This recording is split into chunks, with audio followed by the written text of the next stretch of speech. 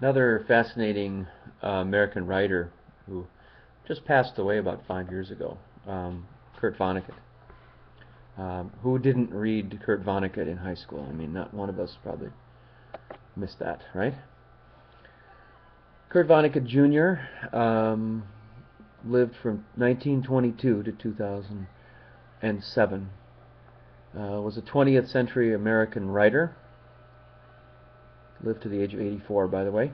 His works such as Cat's Cradle, Slaughterhouse-Five, Breakfast of Champions blend satire, gallows humor, and science fiction. As a citizen, he was a lifelong supporter of the American Civil Liberties Union and a critical leftist intellectual. He was known for his humanist beliefs and was honorary president of the American Humanist Association. If you hear his interviews, in my opinion, border on nihilistic. Paul Kurtz in the book I'm reading now, Paul Kurtz just passed away recently. He was heavily involved in the humanist movement. Draws a comparison between nihilism, I don't want to call it ambivalent nihilism, but sort of apathetic nihilism, where people say, well, the world is just terrible and that's it. There's a difference between a nihilistic atheist and a hopeful humanistic atheist, and I think that Vonnegut was kind of sucked into the vortex a little bit of the hopeless atheist, but still brilliant. I mean, still very brilliant. Kurt Vonnegut Jr. was born in Indiana to third-generation German-American parents. Both his father and his grandfather attended MIT, so they were architects in the Indianapolis firm of Vonnegut and Bonn. His great-grandfather, Clemens Vonnegut, was the founder of the Vonnegut Hardware Company, an Indianapolis institution. Vonnegut graduated from Shortridge High School in 1940 in Indianapolis. Majoring in chemistry, he was assistant managing editor and associate editor of the newspaper. He was a member of the Delta Upsilon fraternity. Guess what? That's the same fraternity that I was in. I didn't know. See, this is the first time I knew that. He was in DU, Kurt Vonnegut. As was his father, too. So it's family Vonnegut tradition to be in Delta Upsilon.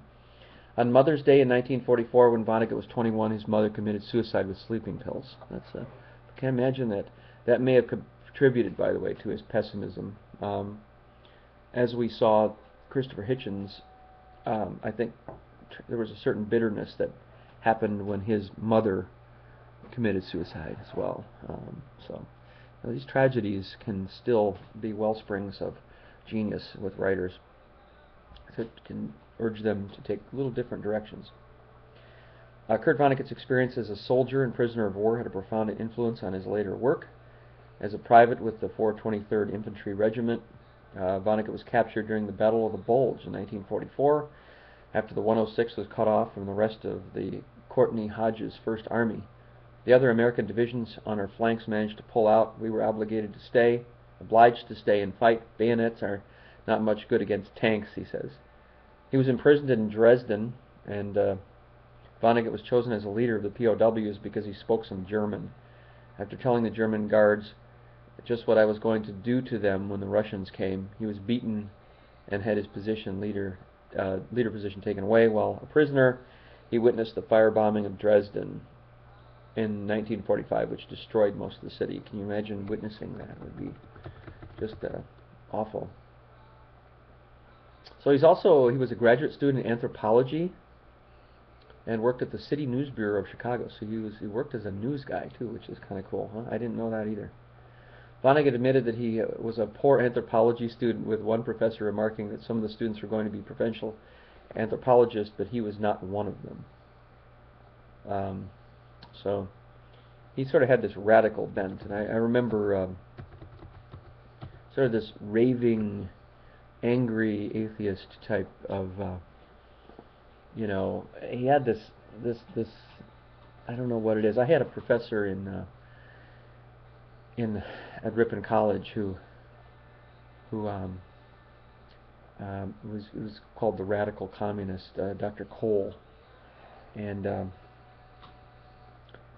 I remember my friend Steve, who was head over heels in love with his daughter too. But anyway, um, he was not afraid um, to give his opinion in much the Vonnegut sense of just not holding back, and sarcasm, wide open sarcasm, and but yeah, when I think of Dr. Cole, I think of what Vonnegut, kind of the similar kinds of personalities.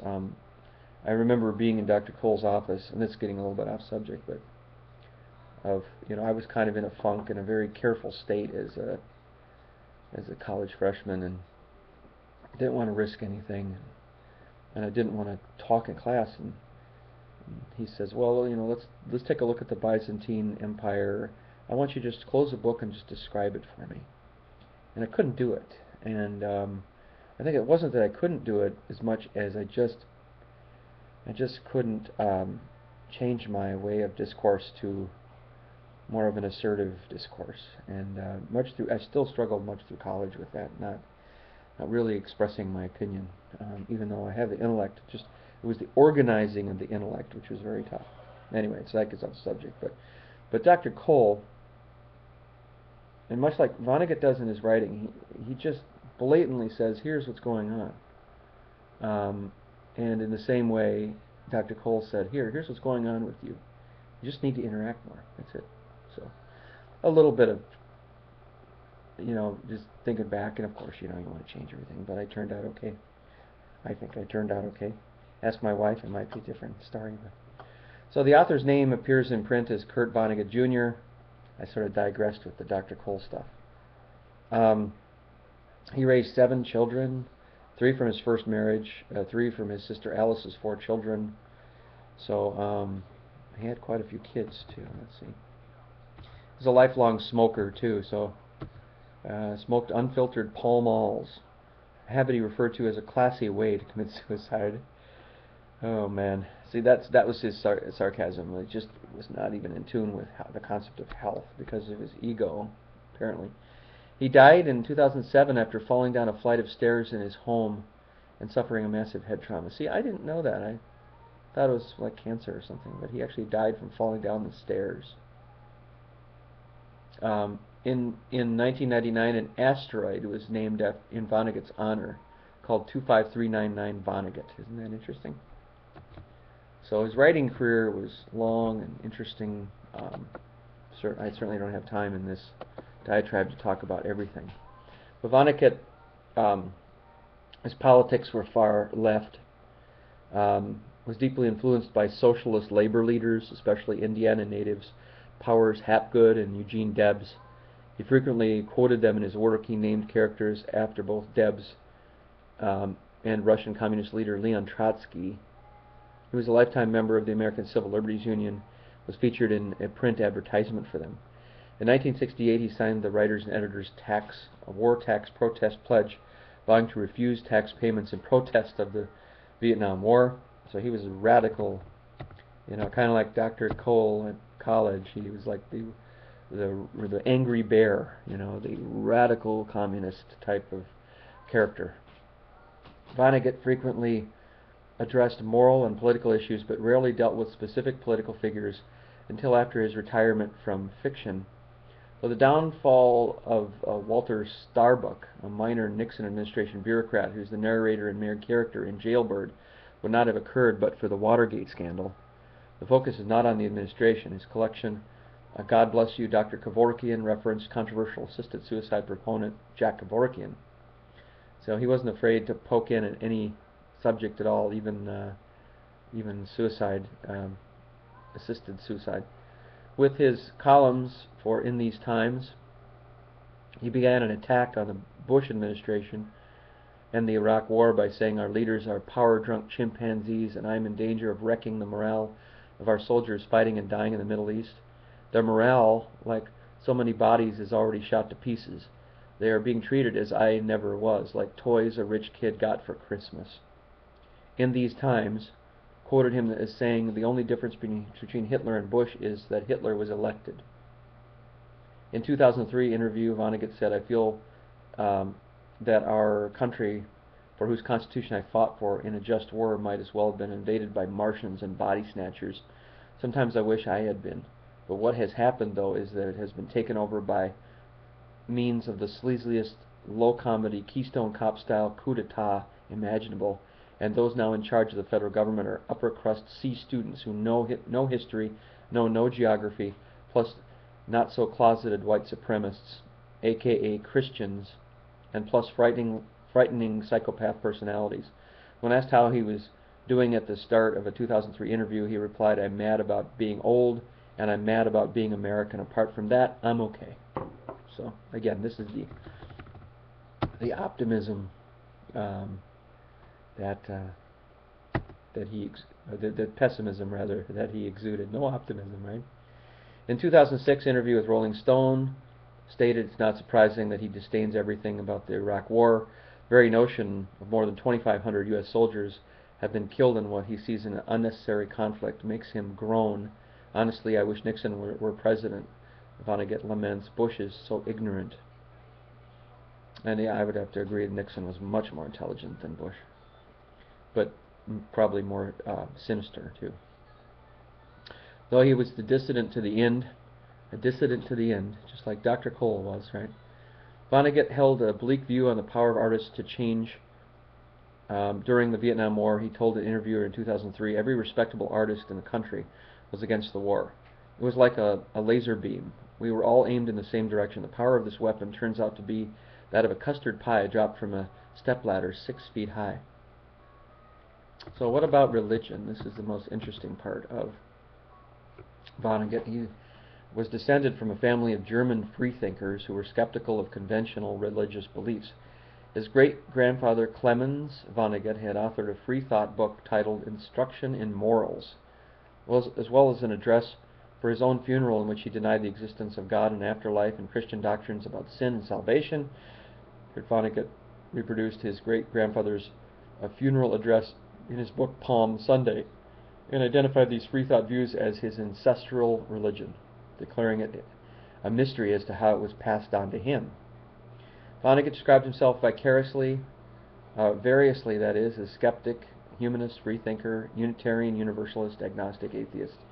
He believed in the supernatural, though, or he disbelieved in the supernatural, considered religious doctrine to be so much arbitrary, clearly invented balderdash, and believed people were motivated by loneliness to join religions. It was loneliness that created that. Vonnegut considered humanism to be a modern-day form of free thought and advocated it in various writings, speeches, and interviews. He ties to organized humanism, which includes membership as a humanist laureate in the Council for Secular Humanism's International Academy of Humanism. In 1992, the American Humanist Association named him the Humanist of the Year. Vonnegut went on to serve as an honorary president of the American Humanist Association, having taken over the position from his late colleague Isaac Asimov, which I really want to read Isaac Asimov. In a letter to HA members, Vonnegut wrote, "I'm a humanist, which means in part that I've tried to behave decently without expectations of rewards or punishments after I'm dead." Okay. Vonnegut was at one time a member of the Unitarian congregation. Palm Sunday reproduces a sermon he delivered to the First Parish Unitarian Church in Cambridge concerning William Ellery Channing, who was a principal founder of Unitarianism in the United States. In 1986, Vonnegut spoke to a gathering of UUs at Rochester, New York. The text of his speech was reprinted in the book Fate's Worse Than Death. Also reprinted in that book was a Mass by Vonnegut, which was performed by a Unitarian Universal Choir in New York, in Buffalo. Vonnegut identified Unitarianism as a religion that many in his free-thinking family turned to when free thought and other German enthusiasms became unpopular in the United States during the World Wars, that is. Vonnegut's parents were married by a Unitarian minister, and his son had at one time aspired to become a Unitarian minister, his son. Vonnegut's views on religion were unconventional and nuanced. He was not afraid to tell us what he thought at all, not afraid of the outburst or attack on him. While rejecting the divinity of Jesus, he was nevertheless an ardent admirer, believed that Jesus' beatitudes informed his own humanist outlook. While he often identified himself as an agnostic or atheist, he also frequently spoke of God. Despite describing free thought, humanism, and agnosticism as his ancestral religion, despite being Unitarian, he also spoke of himself as being irreligious. His press release by the AHA, the American Humanist Association, described him as completely secular.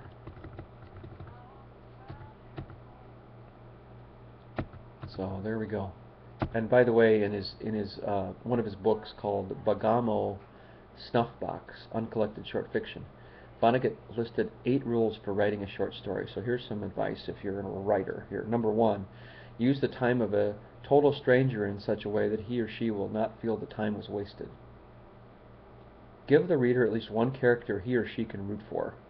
Every character should want something, even if it is only a glass of water.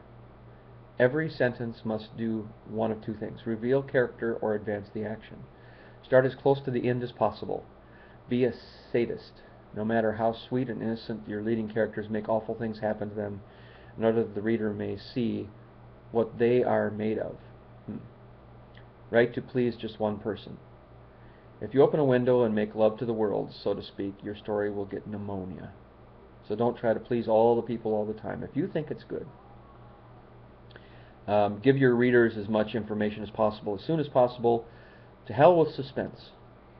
Readers should have such complete understanding of what is going on, why and where, that they could finish the story themselves, should cockroaches eat the last few pages. Vonnegut qualifies the list by adding that Flannery O'Connor broke all these rules except the first. Great writers tend to do that. He wrote an earlier version of Writing Tips that was even more straightforward and contained only 7 rules. In the Sexual Revolution chapter of his book Palm Sunday, Vonnegut grades his own works. He states the grades do not place me in literary history, and that he is comparing myself with myself. The grades are as follows. So he gave grades to his books. He gave The Sirens of Titan an A. Slaughterhouse 5 got an A-. Cat's Cradle got an A+. Jailbird got an A. Slapstick got a D. Happy Birthday Wanda June got a D. Palm Sunday got a C. Piano Player Piano got a B. God Bless You Mr. Rosewater got an A. Welcome to the Monkey House got a B-. Happy Birthday Wanda June a D. So he's very self-critical. Breakfast of Champions only got a C. And I would say, Breakfast of Champions is the weakest book I've read. It's a little bit too free-floating and wild. So there you go. There's my my quick layman's opinion, and I stress this is a layman's opinion, not a professional opinion of Kurt Vonnegut.